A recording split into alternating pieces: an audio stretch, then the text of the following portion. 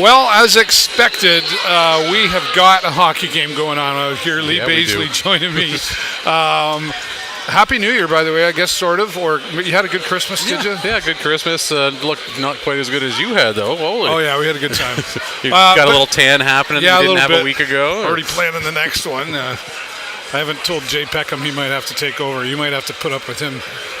I've had many moments with putting up with him. Well, you did on Christmas Day. We were talking about your shenanigans out here in front of the arena on the motorcycles. Yeah. He was wearing one of the Christmas jerseys, so what better to do is come hang out at the Hive on Christmas. He didn't invite me, and neither did Lee. So, I'm not bitter at all. We thought you were on a boat somewhere Whatever, still. Blah, blah, could have asked. Anyway, no, it looked like a lot of fun there. Your son, I'm sorry, I forget your son's name. Will. Will got a Christmas present. Yes, he did. He got his first hockey goal. Yes, he did. Right? Talk about that. How exciting. Sadly, I missed it. Yeah. They're doing like a Christmas break tournament. He's usually just hanging back on defense or trying to be the goalie. But from the story I heard, he was being extra aggressive. He was going after it, and he got a breakaway. The goalie flopped down, and he just lifted it right up over top of him, put it right in the net, and he was so excited, Well, why not? How old is he? He's 7, almost 8. Yeah, so, that's like the Willy Wonka golden ticket right there. Absolutely. He was on cloud 9 for the rest of that day. Right on. For Congratulations to you, Will. That's awesome, buddy.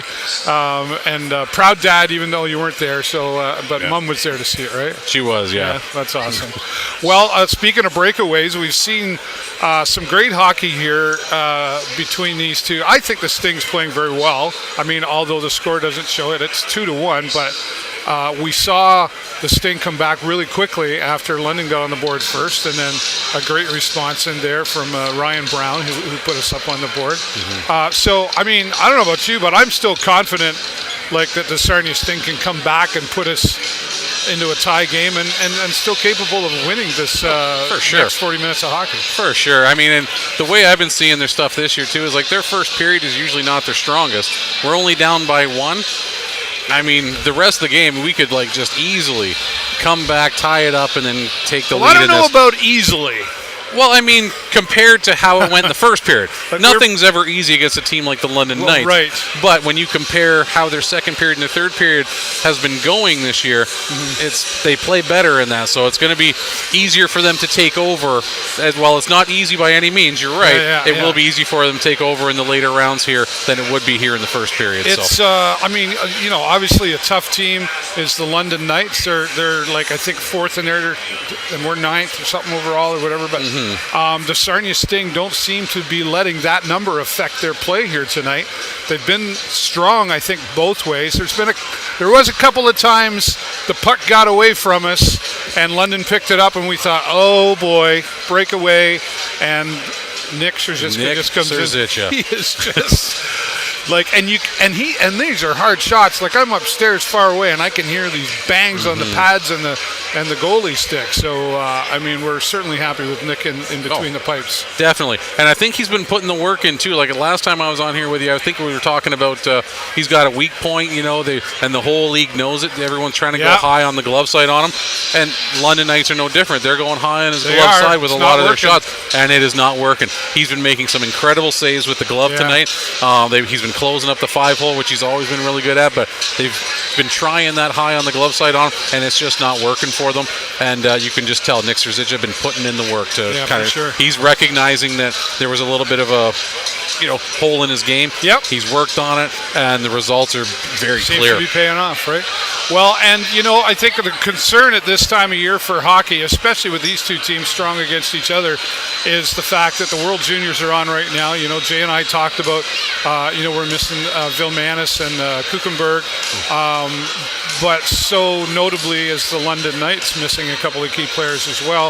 It hasn't really seemed to affect the Sarnia Sting anyway. Sometimes when you miss those key players, we're seeing a few of these guys, step up. Ryan Brown is one to be talked about who got that got that goal in for the Sarnia Sting, and he's just another amazing asset to the Sarnia Sting team. Oh, absolutely! Ever since Ryan Brown joined this team, he's been an asset, and it's only gotten better and better as things goes on. And he's showing it there every single night he's out there on the ice, whether he's producing goals or he's even a great defensive, offensive player. Yep. He's great at both ends of the rink, and when we're missing those key players like we're talking about, we have such a depth on this team that I think some other teams don't have, that it doesn't matter if we're missing a few key players, because all of our players work well together and all of our players have those skills where it's like we're not depending on just those. Like, it's great when those key players are here, like a Villemanis and Hugenberg. For sure. They do amazing things out there. But when they're not here, it's not like we can just throw in the towel and say, well, we're kind of, we're in trouble till they get back. That's not the case with the Sarnia Sting, and they're showing that out there against one of these top-tier teams like the London Knights. Like you said, we're down low to the bottom in the standings in our division. London's up there near the top, but they're not letting that affect it. And I think you said, it's not affecting them. Maybe it is. Maybe they're seeing where they are down there and they're letting that kick them in the butt, and that's their motivation is to kind of like get out there and a little firecracker. They had a really rough patch there through pretty much the entire month of November. So now they're saying, you know what, we're not going to let December, January, February be like that. We're going to step it up. We're going to put in some work here. We're going to make some things happen. That we're recognizing the weaknesses and the problems that we had. And now, they're like a whole different team than they were even just a month ago. For sure. They've been working on a lot of things, closing the gap on some of the weaknesses for sure. And when you play a team like London, maybe that's part of the fire in the butt there as well, because if you're going to win against a team like London right now, when you're down a little bit right now, if you win against a weak team, okay, we won. If they come out winning against London, one of the really strong teams, then that, I think, helps with the confidence going, well, we can beat London. Like, we should be able to beat anybody here, really, for the strength that London is. So we'll see how that comes out in the second period. You got another Christmas gift here just a few moments ago. Yes, I don't know if you saw it. I sent you the picture. You were up on the big screen there. You won the 40 Fuel gas card there. And you mentioned you think the next goal is going to come from James Barr. Is that right? I do. Why do you think that? He's been playing so good lately. They've been putting a lot more confidence in him. They've put him on the power play team lately. And he's just been producing out there, and he's really been stepping up his game. And even he assisted on the goal, on Brown's goal. Yep. And when they're on the power play before, he's basically directing that team out there when they're on the power play. Yeah. He's the one they keep shoveling it out to up top, and then he's seeing where to put it. And he's the one that's kind of like calling the plays out there almost, it seems, and making it happen. Even whether he's getting the goal or the assist or not, it's him starting it off that's kind of, I don't know, it's almost like they're giving him some sort of like a leadership role out there on that power play. It seems like leadership happening out there, right? Which is, he can never have enough of that going on out there on the ice. So, all right, we'll be keeping an eye on James Barr then because, Lee Bazeley said so, right? I'm going to ask you this question, and I know you haven't seen the pregame broadcast that I had with Jay, so you won't know. To get lined up perfectly, everybody get in their perfect position before they start that drive forward.